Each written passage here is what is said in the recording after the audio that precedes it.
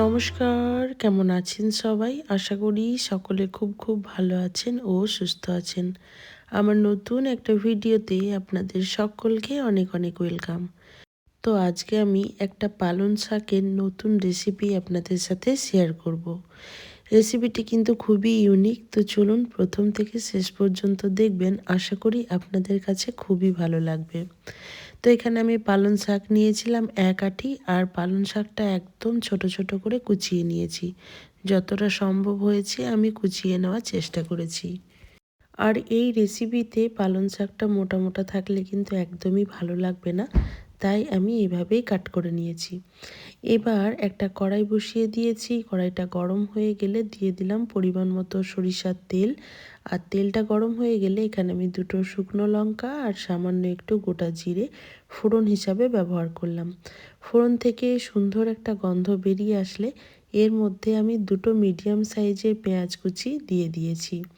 পেঁয়াজটাকে একটু লাল লাল করে প্রথমে ভেজে নিচ্ছি।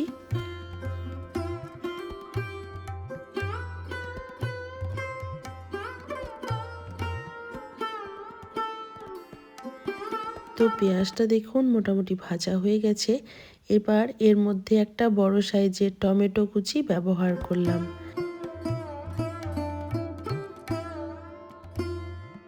টমেটোটা দেওয়ার পরই আমি এখানে 1.5 চামচ পরিমাণ একটা বাটা মশলা ব্যবহার করলাম। এই বাটা মশলার মধ্যে আছে আদা, রসুন, কাঁচা লঙ্কা, জিরে, ধনের একটা পেস্ট, তো সেটাই ব্যবহার করেছি। এবার এই রান্নার একটা নতুনত্ব ভাব বা স্বাদ আনার জন্য এখানে আমি 1 চামচ পরিমাণ বেসন ব্যবহার করলাম। প্রথমে আমি 1 চামচ দিয়েছি, তারপর আরও একটু আরও হাফ চামচ মতো বেসন ব্যবহার করব।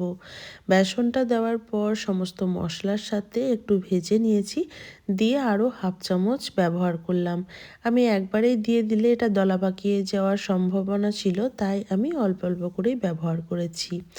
এইবার একটু জল দিয়ে দেব। তো জল দেওয়ার পরপরই দেখুন বেসনটা ফুলে কিন্তু ডবল হয়ে গেছে। এবার এই মশলাটাকে একটু সময় নিয়ে কষিয়ে নিতে হবে। তো কষানোর সাথে সাথে আমি এখানে আরও কিছু গুঁড়ো বেসিক মশলা ব্যবহার করব। তার মধ্যে আছে লাল লঙ্কার গুঁড়ো আর হলুদের গুঁড়ো। আমার কাছে আজকে কাশ্মীরি লঙ্কার গুঁড়োটা ছিল না, তাই এটা আমি ব্যবহার করতে পারিনি। আপনাদের কাছে থাকলে সেটা একটু কালারের জন্য দিতে পারেন। এইবার এই মশলাটাকে সময় নিয়ে কষিয়ে নেব, যতক্ষণ না পর্যন্ত মশলার গা থেকে তেল ছেড়ে আসছে ততক্ষণ পর্যন্ত।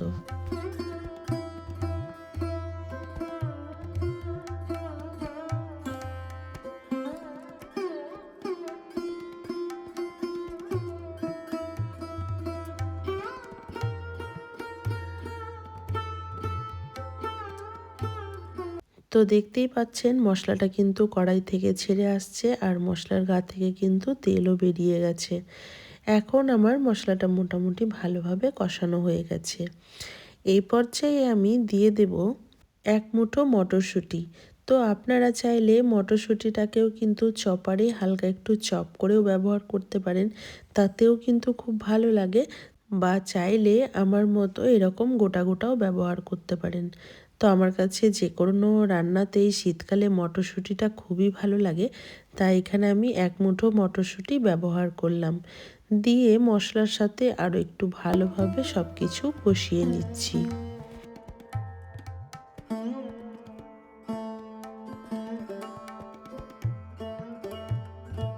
এবার আমি স্বাদের জন্য দিয়ে দিলাম পরিমাণ মতো লবণ। দিয়ে এবার কুচিয়ে রাখা শাকটা আমি অ্যাড করে দেব। তো শাকটা খুব ভালো করে ধুয়ে ক্লিন করে নিয়েছিলাম, কারণ শাকে কিন্তু খুব বালি থাকে তাই বা ময়লা থাকে, তাই শাক কিন্তু বারবার জল পাল্টে পাল্টে ধুয়ে নিতে হয়। তো শাকটা দেখুন অ্যাড করে দিলাম। এখন দেখে কিন্তু পরিমাণে অনেকটাই মনে হচ্ছে, বাট একটু পরেই কিন্তু শাকটা একদমই পরিমাণে অল্প হয়ে যাবে। তো আমি মশলার সাথে শাকটাকে খুব ভালো করে মিশিয়ে নিচ্ছি।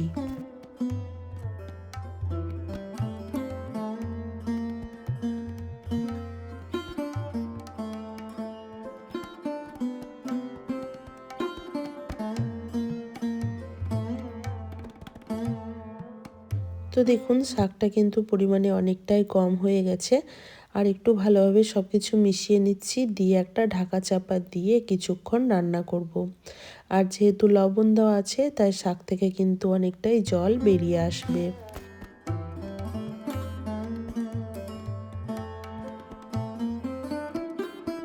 তো শাক থেকে দেখুন অনেকটাই জল বেরিয়ে গেছে, আর আমি এখানে সামান্য একটু জল অ্যাডও করেছিলাম, সেটা স্কিপ হয়ে গেছে।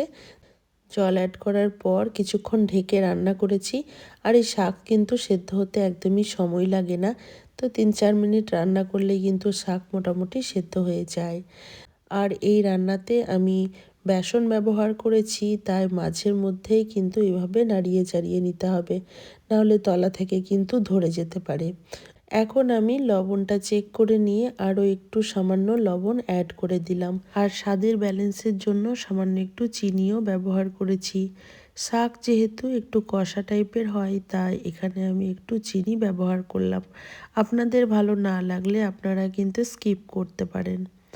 আর এই রান্নাটা বন্ধুরা ভাত, রুটি, পরোটা সবার সাথেই কিন্তু খাওয়া যেতে পারে। একবার হলেও এই রকমভাবে পালং শাক রান্না করে দেখতে পারেন, আশা করি নিরাশ হবেন না।